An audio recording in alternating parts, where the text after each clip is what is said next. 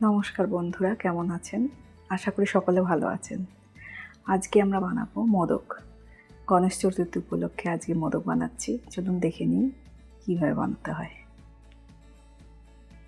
মোদক বানাতে আমাদের লাগছে চালের আটা, লবণ, আর লাগছে বেসন, গুড়, কিশমিশ, সাদা তিল আর চারমগজ, আর লাগছে ঘি। একটা কড়াই নিয়ে নিচ্ছি, তার মধ্যে আমরা 1 টিস্পুন ঘি দিয়ে দেব। ঘিটা গরম হয়ে গেলে 1 কাপ মতন আমরা বেসন দিয়ে দেব। বেসনটা খুব ভালোভাবে আমরা নেড়ে নেব সঙ্গে সঙ্গে। বেসনটা একটু ভাজা ভাজা হয়ে গেলেই এর মধ্যে আমরা দিয়ে দেব 1 টেবিল চামচ গুড়।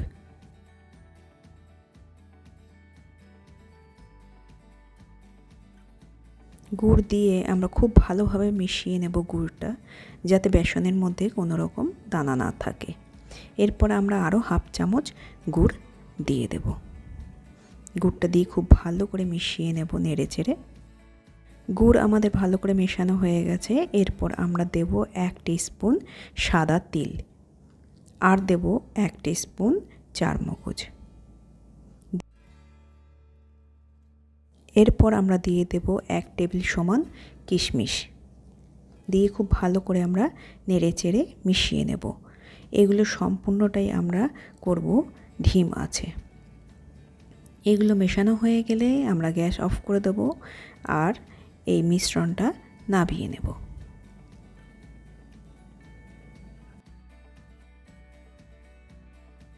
এরপর আমরা একটা কড়াই ওভেনের উপর বসিয়ে দেব আর 1.5 কাপ মতন আমরা জল দিয়ে দেব। এর মধ্যে আমরা 1/4 টিস্পুন লবণ দিয়ে দেব। জলটা ফুটে উঠলেই তখন আমরা তার মধ্যে 1 কাপ চালের আটা দিয়ে দেব। দেওয়ার সাথে সাথে আমরা নাড়তে শুরু করব, যাতে কোনো রকম দলা না পেকে যায়। খুব ভালোভাবে আমরা নেড়ে মিশিয়ে নেব। এটা আমরা ডো তৈরি করে নেব।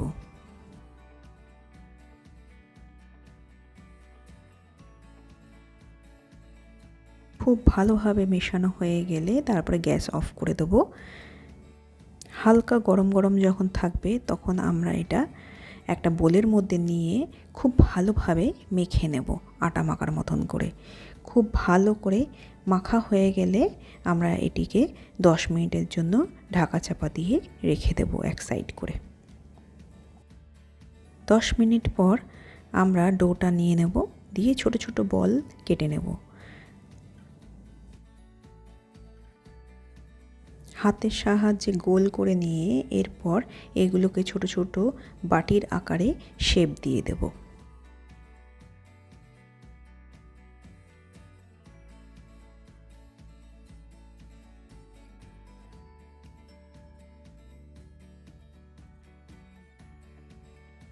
এরপর এই ডোয়ের পকেটের মধ্যে আমরা বেসন আর গুড়ের মিশ্রণটা বসিয়ে দেব, দিয়ে মুখটা বন্ধ করে দেব।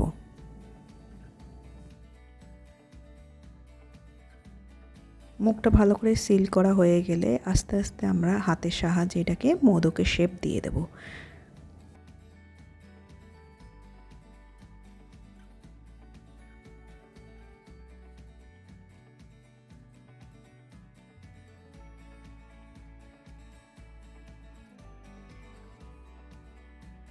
মোদকের ওপর থেকে দাগ করার জন্য আমি একটা স্পুনের পেছনের অংশটা দিয়ে দাগ করে নিচ্ছি।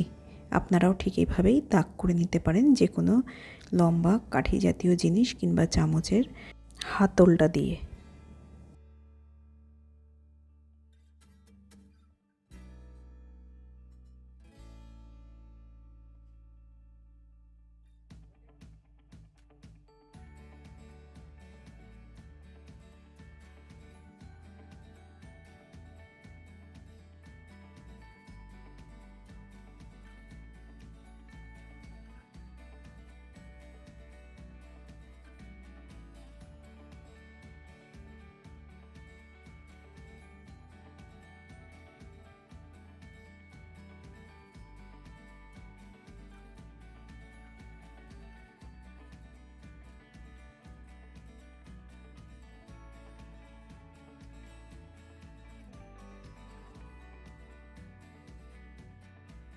আমাদের মোদকগুলো বানানো হয়ে গেছে। এবারে আমরা স্টিমে বসিয়ে দেব।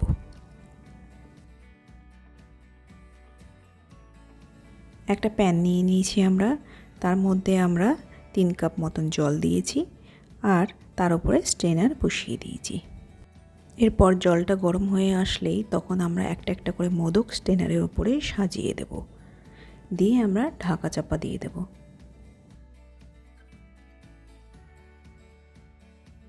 10 মিনিট আমরা স্টিম হতে সময় দেব।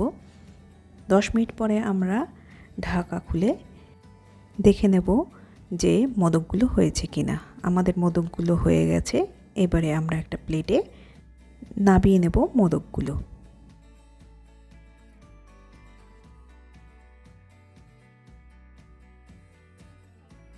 আমাদের মোদকগুলো সম্পূর্ণ রেডি সার্ভ করার জন্য।